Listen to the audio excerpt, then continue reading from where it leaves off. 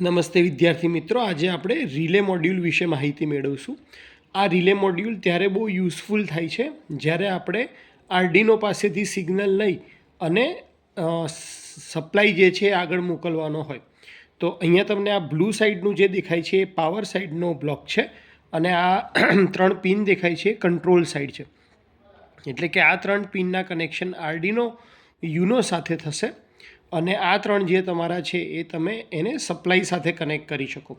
Supply સાથે connect કરવા માટે જનરલી શું થતું હોય છે કે તમારે રિલેને એક્ટિવેટ કરવા માટે અહીંયા પ્લસ છે ત્યાં 5 વોલ્ટ અને નેગેટિવ છે ત્યાં તમે જેવો ગ્રાઉન્ડ આપશો એટલે રિલેને પાવર મળી જશે. પછી રિલે આ પાવર જ્યારે એને પાવર મળે તો આ પાવર સાઈડ જે છે એને ક્યારે એક્ટિવેટ કરશે? જ્યારે તમે એને સિગ્નલથી 1 આપશો, એટલે 1 એટલે કે હાઈ સિગ્નલ આપશો ત્યારે એ શું કરશે કે જે એનો કોન્ટેક્ટ છે એને એનસીમાં કન્વર્ટ કરશે અને એનસી છે એને એનોમાં કન્વર્ટ કરી દેશે. બાય ડિફોલ્ટ જ્યારે તમે સિગ્નલ નથી આપતા ત્યારે કનેક્શન કેવી રીતે હોય છે તો કે સેન્ટર જે છે કોમન ટર્મિનલ છે, ઉપરનો એની સાથે એનો બનાવે છે અને નીચેનો એનસી. મારે ચેક કરવું હોય તો હું શું કરીશ, કન્ટિન્યુટીની મદદથી ચેક કરી લઈશ કે જો કન્ટિન્યુટી આપણે સેન્ટર ટર્મિનલ અને સેન્ટર ટર્મિનલ અને નીચેના ટર્મિનલ વચ્ચે આપીએ તો આ કન્ટિન્યુટી આવે છે. એનો મતલબ અત્યારે નીચે શું છે, એનસી બનાવે છે અને ઉપર જે છે એ શું બનાવે છે તો એનો બનાવે છે. જ્યારે તમે હાઈ સિગ્નલ એટલે કે આર્ડિનો જ્યારે આ રિલેને હાઈ સિગ્નલ આપશે ત્યારે આ કન્ડિશન ઉલટી થઈ જશે, એનો એનસી બની જશે અને એનસી એનો. તો ચલો એનું કનેક્શન પણ આપણે જોઈ લઈએ. અહીંયા હવે મેં કનેક્શન કરી દીધું છે. ઉપર જે કોમન અને એનો ટર્મિનલ છે ત્યાં મેં એને મલ્ટીમીટર સાથે કનેક્ટ કર્યું છે તો અત્યારે એ ઓપન દેખાડે છે.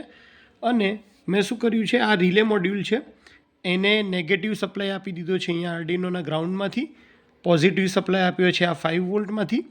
અને મને ખ્યાલ છે કે આર્ડિનોની 0 નંબર ઉપર હંમેશા હાઈ આઉટપુટ આવે છે. તો હવે હું એ હાઈ આઉટપુટ કોને આપીશ તો રિલેનું જે સિગ્નલ મોડ્યુલ છે એને આપું છું. એક જ મિનિટ. એટલે અત્યારે રિલે મોડ્યુલમાં પાવર સાઈડના જે કનેક્શન છે એ ઓપન દેખાડે છે અને અહીંયા તમે એ જોઈ શકો છો. હવે હું શું કરીશ કે જે સિગ્નલ છે અત્યારે હું મેન્યુઅલી આપું છું, બાકી ખરેખર આ સિગ્નલ કોણ આપશે, આર્ડિનો આપશે અહીંયાથી. અને જેવું હાઈ સિગ્નલ મળશે એટલે અહીંયા લાઇટ થશે અને તમારું એનો શેમાં કન્વર્ટ થઈ ગયું, એનસીમાં કન્વર્ટ થઈ ગયું. તો આ રીતે તમે રિલેને યુઝ કરી શકો છો. રિલે માટે હંમેશા યાદ રાખજો કે તમે કોમન અને એનો ટર્મિનલ જ યુઝ કરશો અને કોઈ પણ એક જ ફેઝ કે જે તમારે આગળ લઈ જવો છે એને જ તમે 2 ભાગમાં ડિવાઈડ કરી અને લેશો. એટલે કે અહીંયા ફેઝ હશે તો અહીંયા પણ ફેઝ જ રાખજો. જો અહીંયા કોમનમાં ન્યુટ્રલ આપો તો અહીંયાથી ન્યુટ્રલ જ રાખજો. કોઈ દિવસ એવી ભૂલ ના કરતા કે વચ્ચે કોમનમાં ફેઝ અને અહીંયા ન્યુટ્રલ અથવા અહીંયા ન્યુટ્રલ અને અહીંયા ફેઝ. અધરવાઇઝ જ્યારે રિલેને હાઈ સિગ્નલ મળશે તો અહીંયા શોર્ટ સર્કિટ થઈ જશે. તો અહીંયા હંમેશા અથવા તો ફેઝ અથવા તો ન્યુટ્રલના કનેક્શન જ તમારે કરવાના છે. તો હોપ કે તમને આ વિડીયો અને રિલેનું ફંક્શન ખ્યાલ આવી ગયું હશે.